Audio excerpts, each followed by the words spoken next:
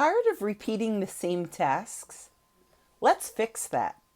With repetitive tasks that eat up way too much of your time, learn how standard operating procedures can help create consistency and efficiency. Ready to boost your business's efficiency?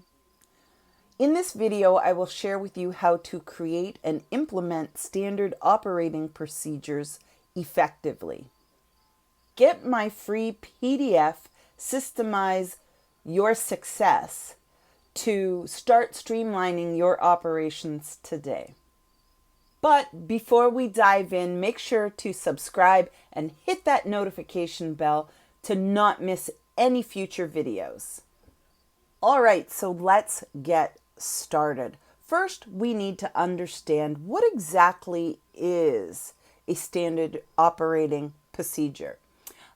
Basically, they're just the daily things you do every day for your business to operate. Now, think back to when you were a teenager and you had that first job. For many of us, it was somewhere like the local pizzeria or McDonald's. And right from day one, you got trained that you did things in a certain order as soon as you come in. So you would come in, punch in at the time clock, make sure your uniform's on properly, and then wash your hands before you step on the floor. You would have to maybe punch in your code into the cash register to start it. Or if back in the older days, for some of us, we might have had to count our cash float before we started our shift. And you would have to count that cash float again at the end of your shift. All those kind of steps and procedures are standard operating procedures. So even for those of us that are entrepreneurs and work for ourselves and have our own businesses or work from home, you still have procedures. It may get up and check your emails that came in overnight. Then it may check your voicemails and respond to the voicemails you need to. Then you have to create content for social media. Then you have to follow up with clients. There are just these daily procedures, and they are all super important to running your business. And why do we have standard operating procedures? Because it calms the chaos. It gives everybody an even playing field to know what needs to be done on a regular basis. It helps prove efficiency by having a daily task list of things you know you have to do. It helps you create consistency. But most importantly, when you're at a stage where you're bringing on new team members or hiring new staff, it gives them a starting place to know what to do as well. And it makes their onboarding that much easier when you have SOPs in place. And SOPs, or standard operating procedures, come in different forms. It could be a fully written out guide with step-by-step instructions. It could be something as simple as a daily checklist. It could be flowcharts. There's many different ways to get the information across of how you're going to have these operating procedures done on a consistent basis. You're just going to need to use what suits the situation. As I mentioned earlier, think back to that first job as a teenager. Your first several shifts somewhere like a fast food restaurant, you would have had a checklist. Especially if you had opening or closing procedures, it would be the come in, turn on the lights, count the cash, open the cash register, and then mop the floors, fill up the cups, fill up the napkins, that sort of thing. That would be on a checklist. And then as you did each one, you would just check it off. And then as you got more into your job and knew what you were doing, you didn't necessarily physically need to have the checklist in your hand every day. You just knew what needed to be done. If the job's a little more in depth, like you're coming on into more of a admin type job, you may have step-by-step instructions written in a guide.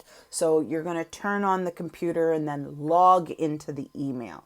And when you do step-by-step, it just puts it easy and simple for people to understand.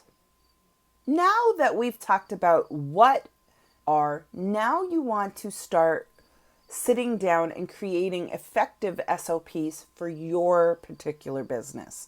Whether you're a network marketer, an affiliate marketer, a coach, entrepreneur, it doesn't really matter. Everything we do has some sort of operating procedure. But you're going to want to sit down and really think through your in particular business and through an average day for you in that business, and outline and identify all the tasks that need to be done by observing what you do in a day. And then if you're at that stage where you have a team under you or you have staff, you're going to want to ask your team and your staff for feedback, because it's very easy for any of us at any moment to maybe forget something. So having other eyes on it as well to say, oh, we forgot this, or is that really something that needs to be done every day, is really good, because then you can use that feedback to create a more efficient, streamlined SOP. Now you want to actually document the process. This is where you're going to physically write out your step-by-step guide or your checklist or that flow chart, whatever you've decided makes the most sense for your situation. And you're going to outline all the tasks clearly and concisely so that it's easy for everyone on the team to understand. And consider, maybe not so much with a checklist, but definitely with a step-by-step guide or maybe even a flow chart, include things like screenshots or videos when necessary to just make it that much for the person who's going to have to use that information. As I mentioned earlier, on that step-by-step guide, it may be log into the computer. And then you could have a screenshot of when you log in, this is the screen you should see. And then you can go a couple steps down, and then if you want them to log into a certain program, you could have a screenshot of the icon of the program. So you're going to look for this icon and click it to go here. Having the written step-by-step guide accompanied by those screenshots or maybe short little video clips is really just going to make the information that much clearer and concise for everyone. Now that you've identified those repetitive tasks, you've documented the process of the order those repetitive tasks need to be done in, this is where you're going to want to review and test. You, yourself, or maybe team members, your staff, work through the list a few days in a row. And then you can find where you need to make tweaks. Maybe you need to add a task, maybe remove a task, or maybe the day just flows better if you do the tasks in a different order. But you're not going to know those things until you've taken that time to review and test them out and just find the best ways to really streamline and make the whole process of your SOP efficient. Now, this is where the rubber meets the road, so to speak. This is where we're going to work on implementing and maintaining our SOPs.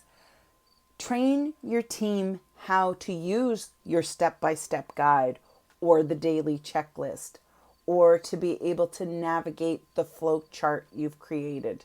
Train them to regularly review and to offer updates. Sometimes you need to tweak things because we have a new computer system that we're using now.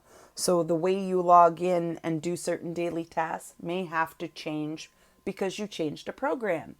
All sorts of moving parts like that. So don't feel that at any time once you've created your SOP that it's set in stone. You're always going to want to review it and make changes as needed. If you are just a business of one, You can take the time to review your SOPs fairly frequently for your own use. But again, if you truly have a team or staff under you, you're going to want to discuss the need for monitoring the use of the SOPs and gather feedback for continuous improvement. Does everyone on the team need to do the same SOP? Or maybe you could divvy it up that some do this part while others do this part over here. But that's stuff you're going to want to monitor and get feedback from your team or staff to always continually be looking for ways to make sure all the things get done, but that they're done consistently and most efficiently. Just one more reminder that you always want to be updating your SOPs because, as I've previously mentioned, technology changes, programs change, processes change. So you want to be keeping up to date with those things. I like to use the example of 30, 40 years ago when you took first aid, they literally trained you in a first aid course to put butter on a burn. Now we would never teach that to anybody. We say don't put anything on a burn other than maybe cold water, and depending on the severity of the burn, it may need to be bandaged to keep dirt and debris out, or if it's a less minor burn, you leave it open for the fresh air to work its magic. But that's how processes, technology, information even changes over the years. So again, it is super important to take that time to get feedback, review, and change your SOPs as needed to stay up to date with processes, technology, all the things. And especially in this day and age, things feel like they change at such a fast pace, and you want to make sure that your SOPs are not out of date and totally out of this planet when people look at it and use it. So I just want to take a moment to thank you once again for watching my videos. I hope you found some value in it. And don't forget to download my free PDF, Systemize Your Success, the power of standard operating procedures. I will leave the link for that below in the description for you. Make sure you grab a copy of it. And don't forget to leave me a comment below with your thoughts. And maybe come on over and check out my Facebook community, the Empower Collective. Over there, you're going to have the opportunity to grab some more free resources and support in streamlining your business operations and just meet and connect with other fellow entrepreneurs who are just trying to make the best of their business and build their empires. So we look forward to seeing you on over there. Don't forget to grab your free PDF below, and we'll see you in the next video.